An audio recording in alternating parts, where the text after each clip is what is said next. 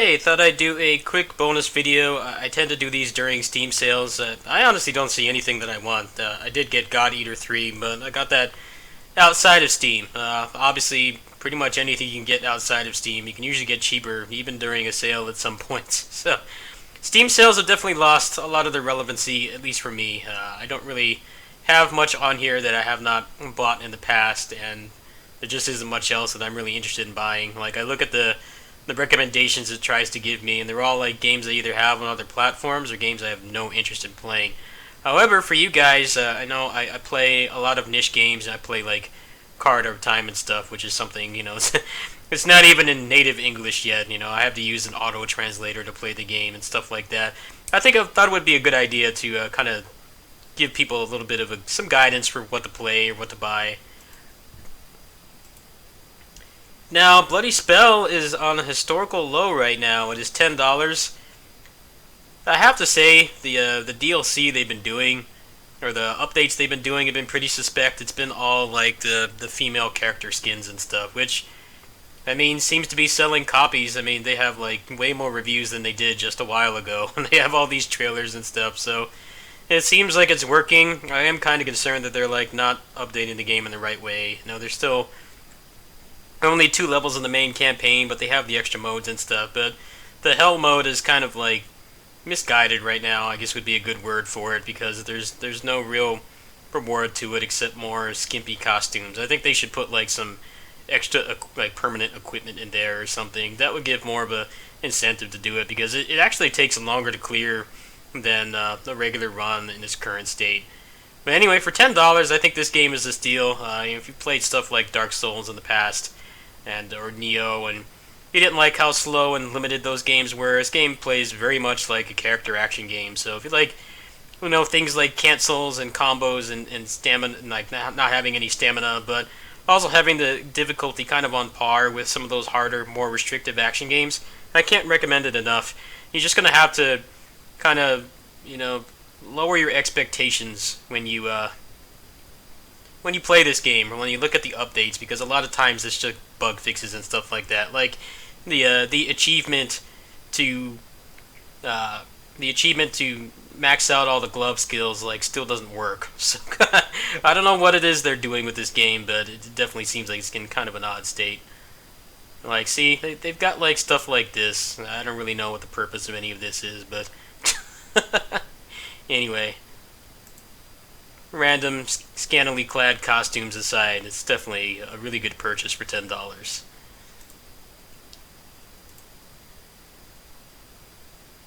Zengion's only 10% off. I can't really like bend over and recommend that right now.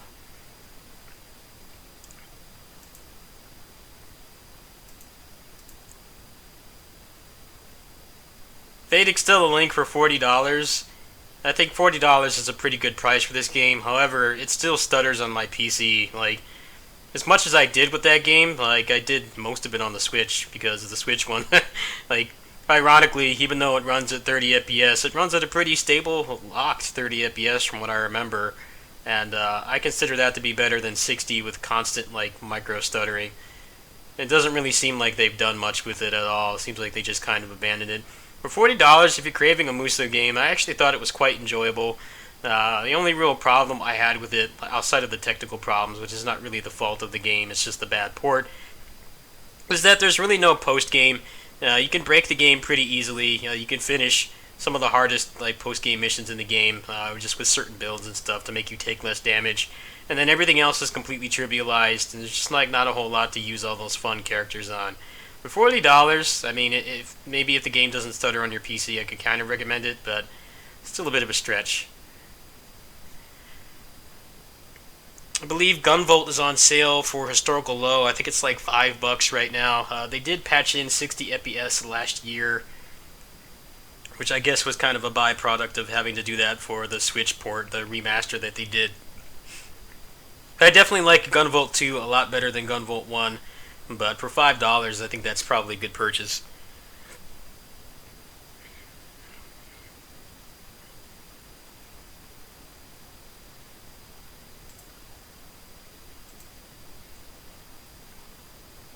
Toukiden 2 is $24. You know me, I don't like Monster Hunter. It's too slow. I'd say now that I've played the three major hunting series, I put the least amount of time into Monster Hunter because it's just not my thing. Tokiden's kind of in the middle between speeds in terms of like Monster Hunter and God Eater. God Eater is the fastest, but Tokiden 2 can actually be pretty fast too.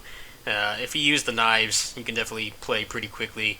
I really like the build variety in this game. I liked how it had very reduced grinding. There wasn't really any stupid like BS drop rates or RNG in this game. You could pretty much get what you wanted with minimal effort, and a lot of it was kind of built towards experimentation, meaning actually messing around with different builds and being able to change them for certain monsters. And it wasn't as obnoxious to do that as it is in other hunting games where you need to get different elemental weapons and stuff. I think I played the entire game with just raw physical weapons, and I had no problems at all.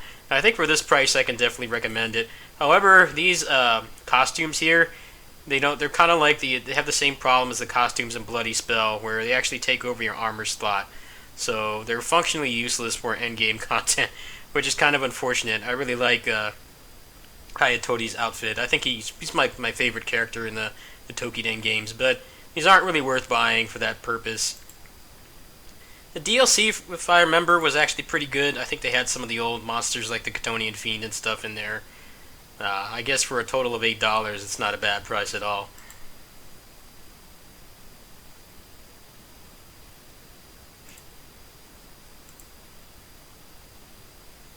Marvel Infinite for with the like everything but the costumes for $18.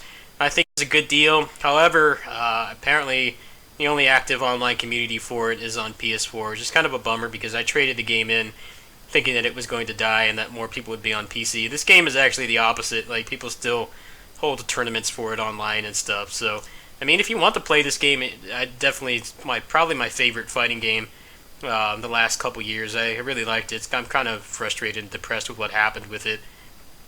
I definitely want to play through the story mode at some point, especially since I'm waiting for Marvel Ultimate Alliance 3 to come out. I might go ahead and do that at some point.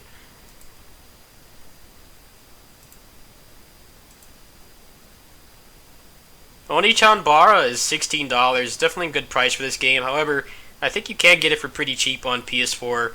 I have noticed less like frame rate drops on the PC port compared to the PS4, or rather, it seems to recover much faster. But it's not kind of like a night and day difference, like playing like Dynasty Warriors 9 or some of the other Muso games where there's like a rock solid 60 FPS if you have the computing power for it. I definitely recommend this game. I think this is one of the best like poverty Muso games. It definitely has its issues. The boss fights are pretty terrible with the permanent hyper armor and stuff. It doesn't really encourage using the defensive options. The defensive options in themselves are actually very weak and very imbalanced. But it's a very fun game. I definitely recommend it. It plays very much like an arcade beat 'em up. There's no BS in the game at all. The closest you get is maybe the desert level where you can get lost a little bit, but even then it's pretty much just a straight linear game. So if you don't want to deal with puzzles or escort missions or anything, it's definitely one of the most fun experiences I've had with a non-mainstream Muso game. I'm definitely excited for the next Onichan Bar game. Assault Spy is $15 again. That is a current historical low. I don't really have anything else to say about the game that I haven't said before, so go ahead and buy it if you have it. Earth Dawn, if you do see this game, I definitely need to go back and finish this. However, it's like $4.50 permanent price on the Switch, so I don't know what price they're selling it for on here. It's $15 on here. If you have a Switch, you can just go get it for $4.50, and it's always that's like the base price for it. So if you're interested in playing this game, I actually thought it was pretty enjoyable. It definitely had some issues, and I had a lot of problems kind of figuring out how the mechanics worked. I had to kind of go in and figure everything out myself. But like I said, if you have a Switch, there's absolutely no reason to buy it on PC because it runs at 60 FPS just fine on the Switch, and you have the benefit of portability as well.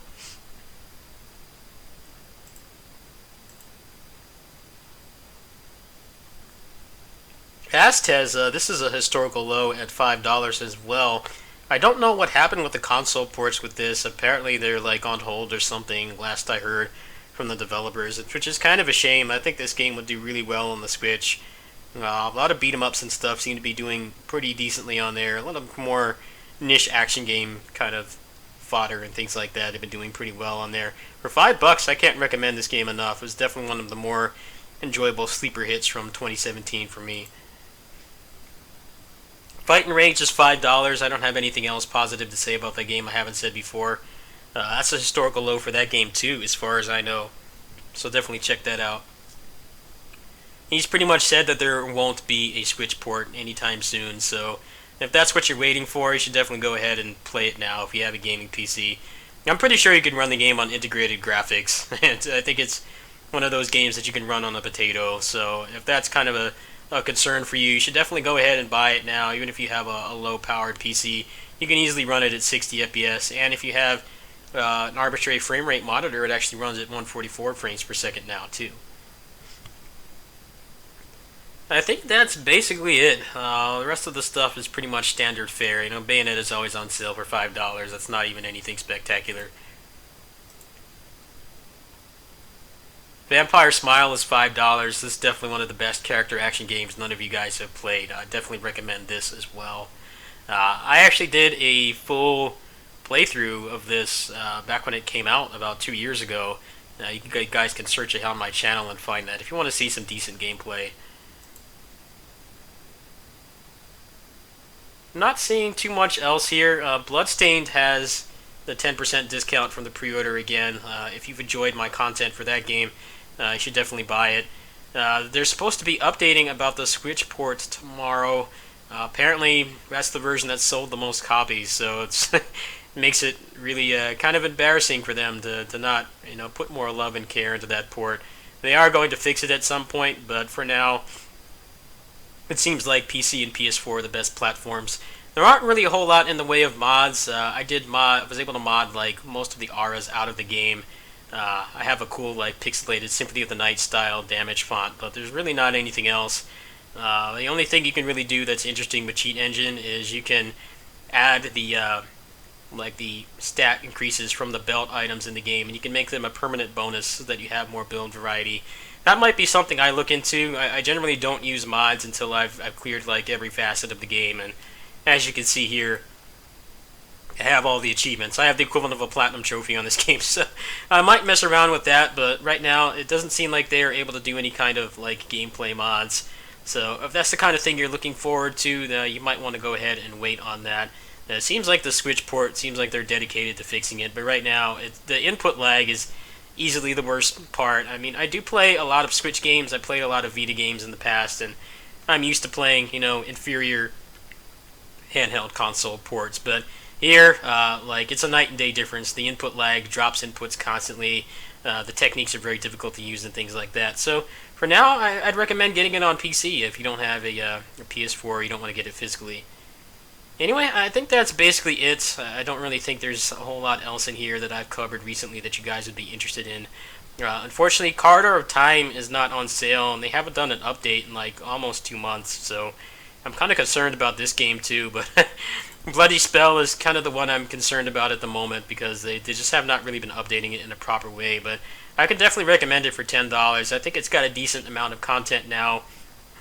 There is definitely a lot of concern about like how they're handling the game, like how long is the roguelike runs going to be like when they actually finish the game, because right now it's about 20 to 30 minutes, and I'd say 40 to 50 minutes, like under an hour, is kind of like the limit for me in terms of a roguelike game that I'll actually put a lot of time into. So I'm a bit concerned about that, but at the same time they have the Bloody Palace and the Hell mode, so kind of like Fight and Rage, they definitely have implemented more ways to play the game outside of the roguelike campaign, but it definitely seems a little lacking right now. However, $10 for this, I can't recommend it enough. This is easily the best combat I've experienced in any roguelike at all. It's probably only going to get better from here. They've already added the Devil Bringer thing and the air dash and stuff, so hopefully they'll add more mechanics as well. Anyway, that's basically it. You guys can search for any of these games, and you should be able to find them pretty easily. Not really a whole lot else in here that I've played.